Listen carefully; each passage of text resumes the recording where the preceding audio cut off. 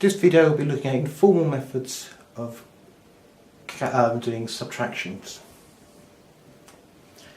Okay, as you know, subtraction is taking the value of one number from another number. There are lots of ways that this can be done quite easily in our head. The idea of informal written methods is that we can actually record what we do in our head, so we don't end up forgetting halfway through the calculation. One of the easiest methods, I think, is to use a number line. So let's use a number line to do this following calculation.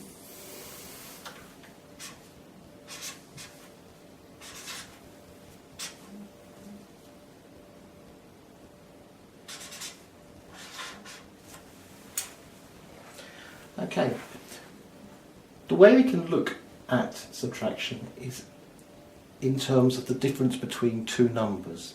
In this situation, the difference between 148 or 39.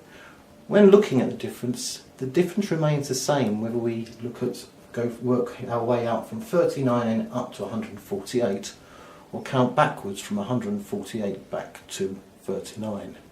Of course, it is easier to count forwards, so it's probably easier using a number line to put 39 at one end and 148 at the other, and then work out the difference between them. Well, how you work out the difference between these numbers depends on how you think. For instance, I could decide to add 1 here, which gives me 40. I could then carry on adding tens, so I could go 40, 50, 60, 70, 80, 90, 100 and keep going until I get up to 140. Or I could look and think, well, what do I need to add to 40 to get to 140? Well, interesting enough, that would be 100.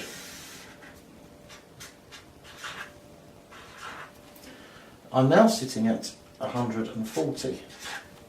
What do I need to add now to get to 148? Well, of course, this is going to be another 8. So the difference between 39 and 148 is 100, 108, 109.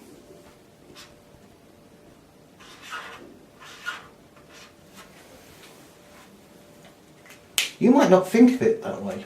You could have, in the same way, you might have decided that you could actually found it easier to do the calculation like this. 39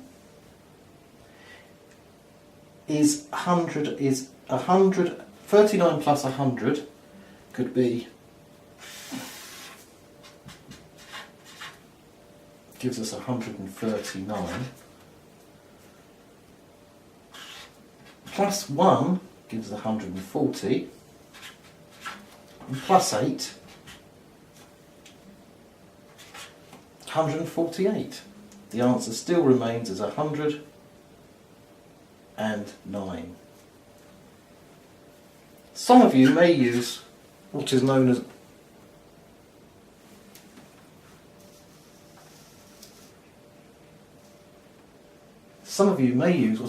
as compensation.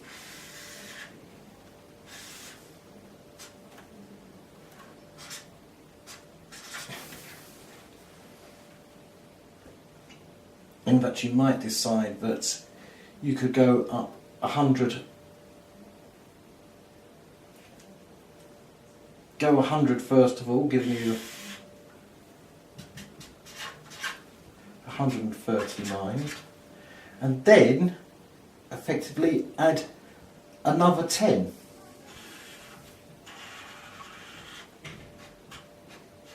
Which will actually bring you to 148, and then take 1.